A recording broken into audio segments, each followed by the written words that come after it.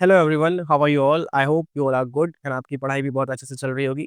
हम लोग नाउन पढ़ रहे थे और नाउन में हम डिफरेंट टाइप के वर्ड्स देख रहे थे कि एक वर्ड के ही कैसे सिंगुलर में कुछ अलग यूज़ होता है और प्लूरल में कुछ अलग तरह से उसका यूज़ होता है। आइए उसी सीरीज़ को कंटिन्यू करते हैं। लास्ट हमने देखा था आयन और आयन में हमने देखा था कि कैसे उसका मीनिंग एक तो प्रेस के सेंस में होता है, एक उसका जो है मेटल के सेंस में उसका यूज़ होता है और एक उसका सेंस होता है जो फेटर्स होते हैं, चेन्स होते हैं, है ना? शेकल्स होते हैं उसके सेंस में, ठीक है? इसके बाद अपन देखते हैं बेटा एक नया वर्ड जो होता है फोर्स। एक नया वर्ड देखते हैं जो होता है फोर्स।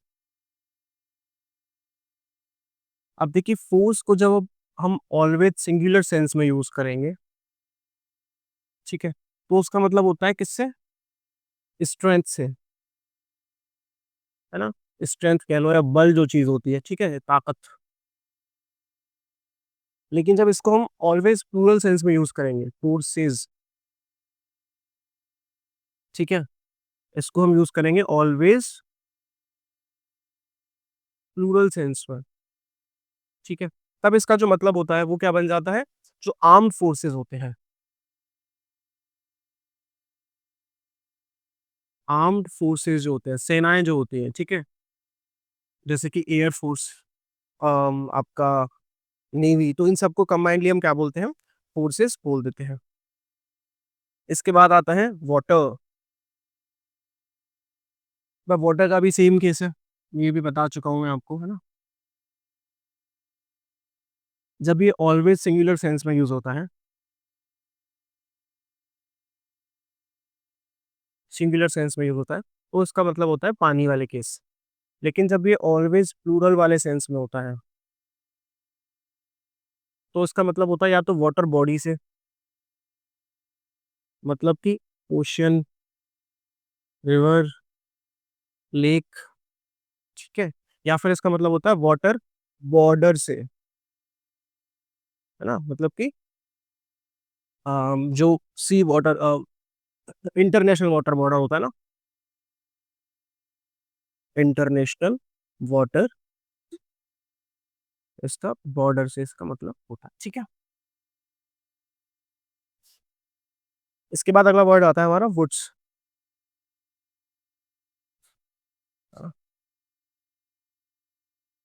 तो जब ये ऑलवेज सिंगुलर सेंस में यूज होगा, है ना, मतलब कि सिर्फ वुड यूज होगा, तब तो उसका मतलब होगा लकड़ी वाले सेंस से, वुड एज अ मटेरियल, ठीक है। लेकिन जब ये प्लूरल सेंस में यूज होगा, ऑलवेज प्लूरल, ठीक है, मतलब कि वुड्स, तब इसका मतलब हो जाएगा फॉरेस्ट से, ठीक है, जंगल वाले सेंस में ये यूज होगा उस टाइम पे।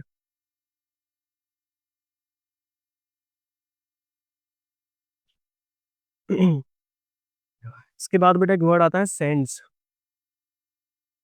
ठीक है। तो जब ये अनकाउंटेबल की तरह यूज होगा, मतलब ऑलवेज सिंगुलर में, यहाँ भी अनकाउंटेबल की तरह यूज हो रहा है, ये काउंटेबल की तरह यूज हो रहा है, ऑलवेज सिंगुलर, ठीक है, तब तो ये यूज होगा मिट्टी वाले सेंस में बेटा, ठीक है। और जब ये प्लूरल हो जाता है, जब ये क्या हो जाता है? ऑलवेज प्लूरल, तब ये होता है बीच के रूप में, जो बीचेस होते हैं ना, उस सेंस में इसका यूज होता है, ठीक है।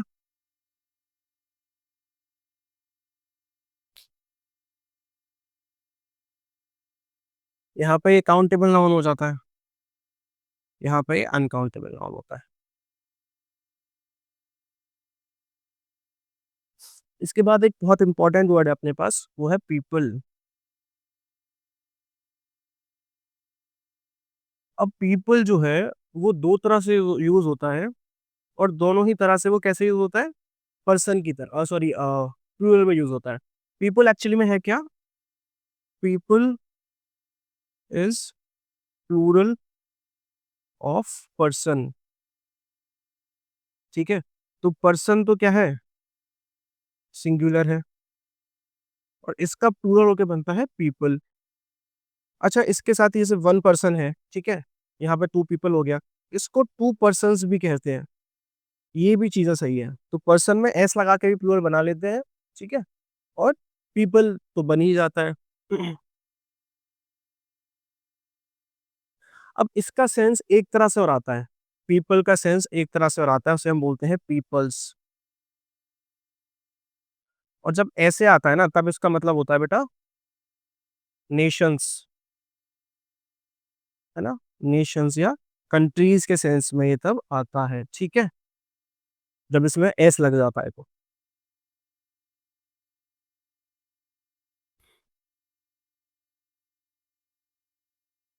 और यहाँ पे फिर ये वेरिएबल नंबर शो करता है ना?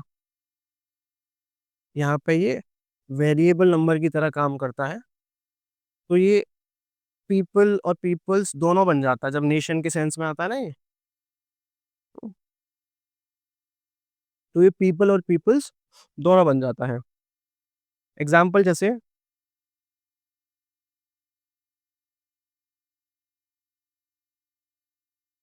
देयर आर मैनी, ऐसे सही होगा क्या ये? There are many different peoples in Europe. Europe में बहुत सारे डिफरेंट पीपल्स हैं। पीपल्स से क्या मतलब हुआ बेटा इसका? क्योंकि पीपल्स वैसे तो बनता ही नहीं है। भाई जब पर्सन की बात होगी तब तो सिर्फ पीपल ही रहेगा, ठीक है? तो पीपल से मतलब नेशन से हो गया। तो यूरोप के अंदर क्या है, बहुत सारे टाइप के नेशंस है। या फिर इसका जब अपन को सिर्फ पीपल के सेंस में लेना है तब Japanese are a hard working people. तो यहाँ पे जापानीज पीपल का मतलब, ये जो पीपल से मतलब नेशन के ये आया, ठीक है? ये जो ए है, ये इस वाले पीपल को मॉडिफाई कर रहा है।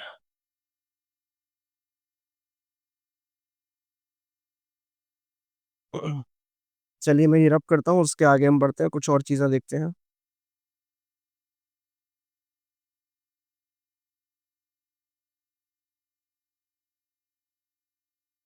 अब पूरी डिफरेंट चीजें देखते हैं बेटा। बहुत सारे सिंगुलर प्लूरल आपने पढ़ लिए, बहुत सारी क्लासेस ले ली।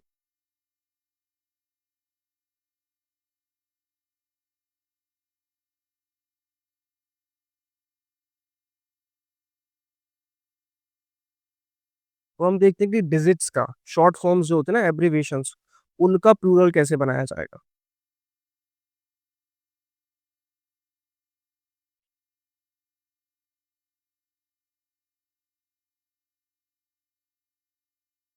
तो हेडिंग डालते हैं plural formation of digits, numbers,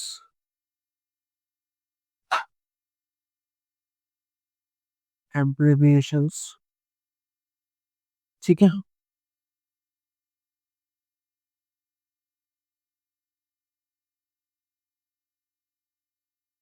इसमें हम लेटर्स और जोड़ लेते हैं, एंड लेटर्स।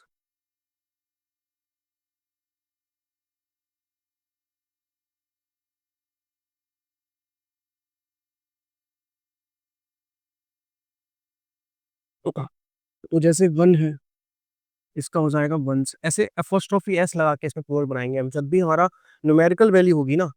मैं लिख देता हूँ यहाँ पे, ये तो है सिंगुलर, ये है प्लूरल।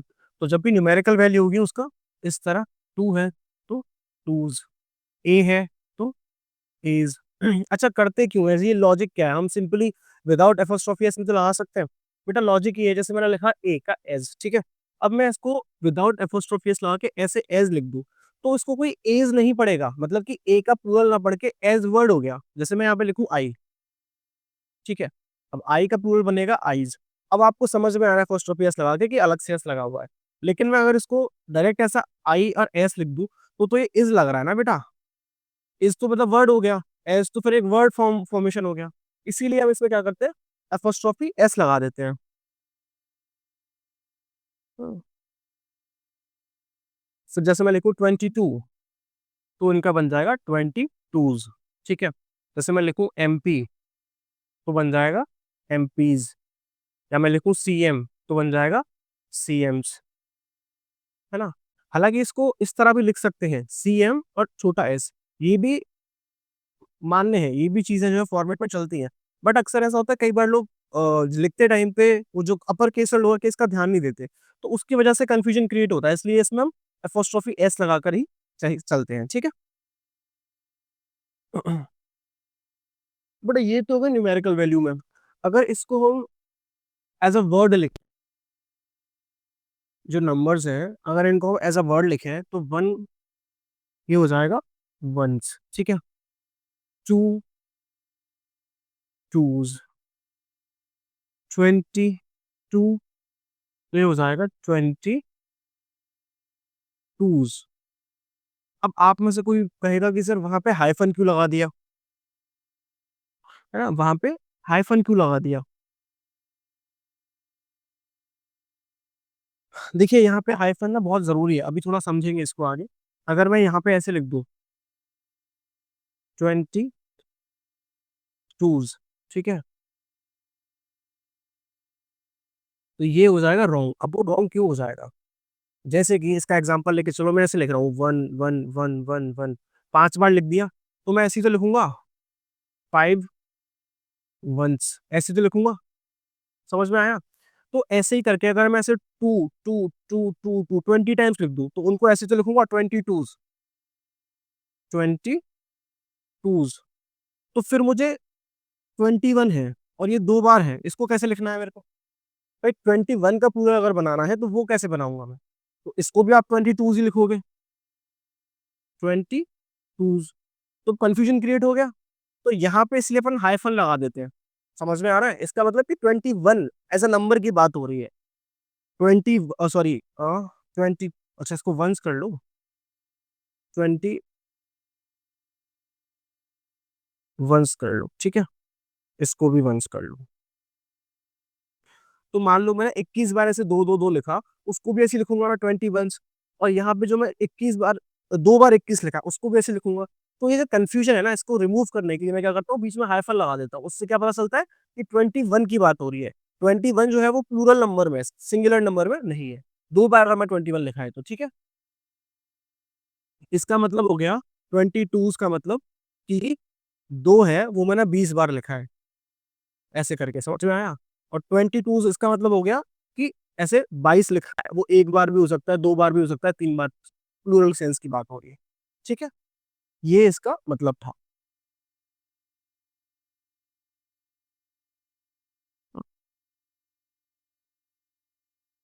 तो हमें बस इतना समझना है कि जब भी हम प्लूरल बनाएंगे, तो उसमें बीच में हाइफन लगा देंगे, ठीक है।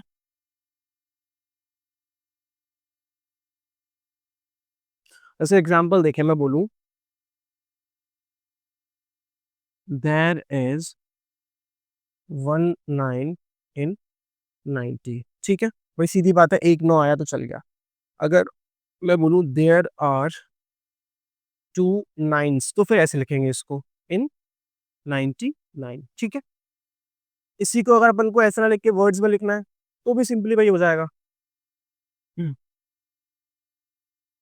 देयर इज 19 in 99, है ना, और there are 2 9s in 99, sorry इसको 90 कर लो, ठीक है। मतलब यहाँ पे सिर्फ एक 9 ऐसे करके हमें शो कर दिया था, यहाँ पे 9 लिख दिया, यहाँ पे 9 इस तरह प्लूरल लिखा है, और यहाँ पे 9 इस तरह प्लूरल लिख दिया, ठीक है।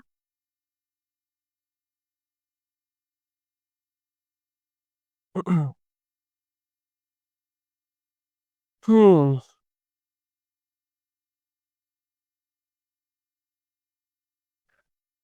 अब जैसे और एग्जांपल है इसके,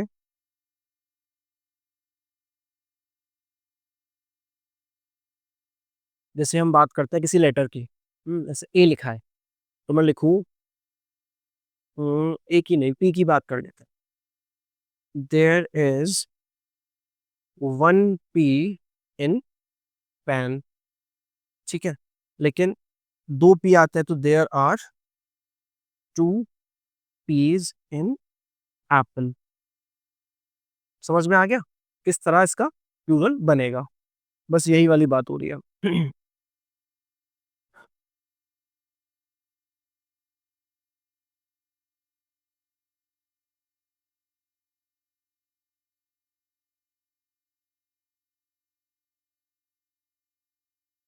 ये मैं रब कर देता हूँ।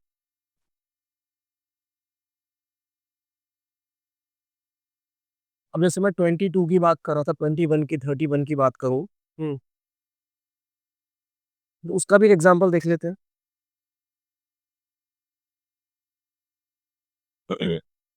मैं बोलूँ आपको 3 21s आर 63। इसका मतलब क्या हुआ? 21 + 21 + 21 कितना बन गया? 63।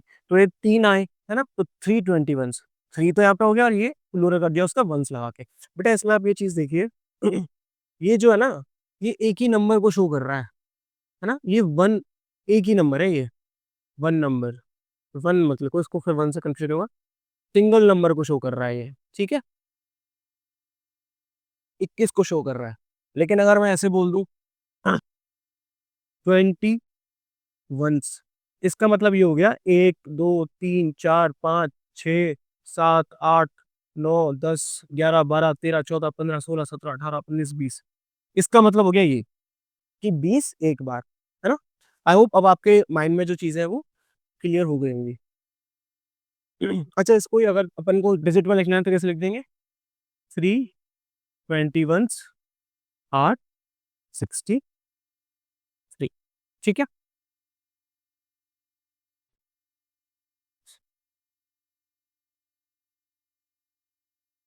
ये वाला कॉन्सेप्ट हमारा यहाँ पे खत्म होता है।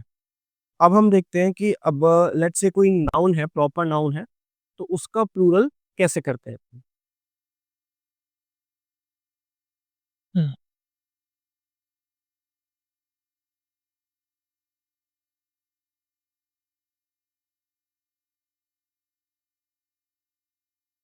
हेडिंग डालते हैं, plural formation of proper names. बेटा इसका वही रेगुलर तरीका होता है ना? या तो एस लगाएंगे, या ई एस लगाएंगे, या आई एस लगाएंगे, ठीक है? रेगुलर भी जिस तरह से हम रेगुलरली, ये जो रेगुलर हमारा तरीका होता है, सिटी के केस में सिटी से पहले कॉन्सोनेंट आ रहा होता है, आई एस लगा देता है, ठीक है? नॉर्मल जहाँ पे S double S, X S H, Z double Z O आ रहा होता है तो ई एस लगा देते हैं। और उसके अलावा कोई भी वर्ड होता है तो हम सिंपली एस लगा देते हैं, ठीक है? जो हमने रेगुलर वाला वे समझा था।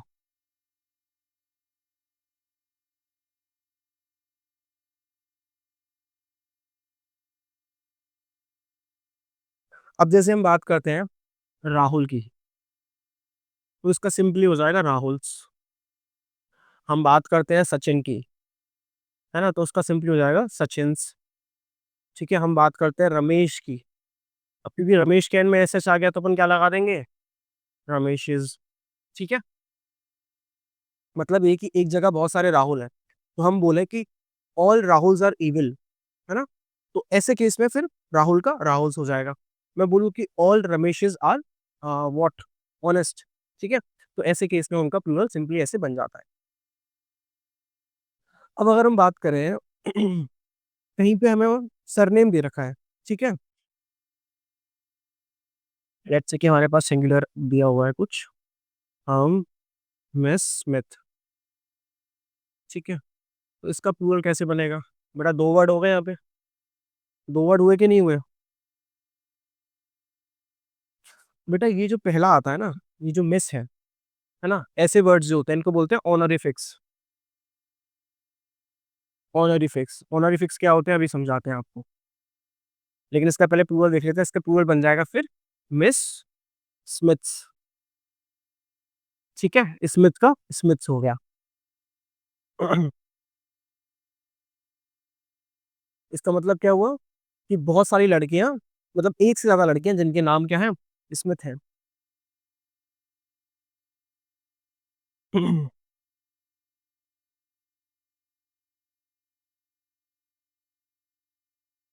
उससे पहले अपन ऑनरिफिक्स देख लेते हैं बेटा। ऑनरिफिक्स क्या होता है? ऐसे टाइटल या ऐसे वर्ड्स जो कि किसी नाम के पहले आते हैं और उसके डेजिग्नेशन को शो करें, है ना, उसके लिए ऑनर वाली चीज का करें, एडिशन हो। जैसे कि मिस्टर, है ना, मिस, मिसेज। अभी मिस्टर मेल के लिए यूज होता है, मिस अनमैरिड फीमेल के लिए यूज होता है, मिसेज मैरिड फीमेल के लिए यूज होता है।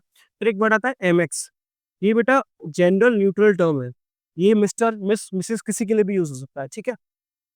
इसके अलावा अपन देखें तो डॉक्टर हो गया, लॉर्ड हो गया, ठीक है, और क्या हो गया, सर हो गया, मैम हो गया, है ना। इस तरह के वर्ड जो होते हैं ये ऑनरिफिक्स होते हैं। हम्म, ठीक है।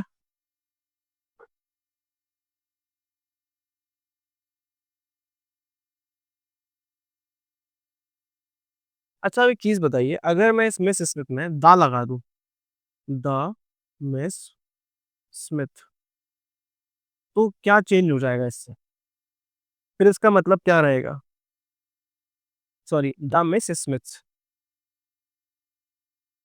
बेटा इस केस में ये क्या होगा, कि पूरी जो मिस स्मिथ की फैमिली है represents the entire family of miss Smith. ठीक है, जो पूरी मिस मिस स्मिथ की फैमिली है उसको रिप्रेजेंट करने लग जाएगी। तो अगर हमें किसी के नाम से उसकी पूरी फैमिली का रिप्रेजेंटेशन करना है तो तीन चीजें करनी पड़ेगी। पहला तो बेटा दा लगाना पड़ेगा, उसके अलावा क्या करना पड़ेगा, ऑनरिफिक्स का यूज करना पड़ेगा, ठीक है। और उसके बाद उसका इन्फ्लेक्शन करना पड़ेगा। इन्फ्लेक्शन का मतलब क्या होता है, कि उसके अंदर उसका जो प्लूरल फॉर्म होता है, एस है, ई एस है, आई ई एस है, वो हम यूज कर देंगे, ठीक है।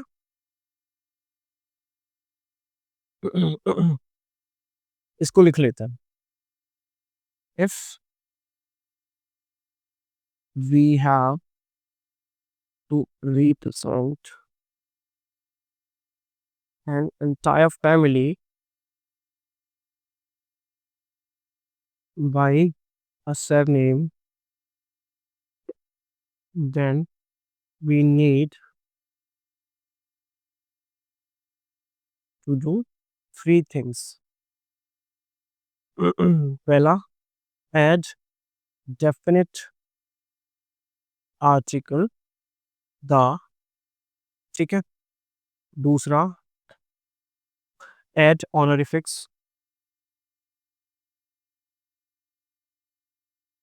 और तीसरा, add inflections, S, E S, I S etcetera, ठीक है। अब जिनको इन्फ्लेक्शन वर्ड में प्रॉब्लम हो रही है वो जाके बेटा हमारे पुराने लेक्चर्स देखो।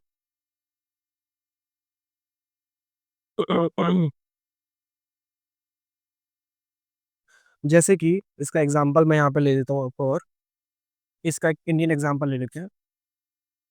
हाँ, जैसे कि मैं डॉक्टर वर्मा की फैमिली का बता रहा है तो मैं बोलूंगा दी डॉक्टर वर्माज, है ना।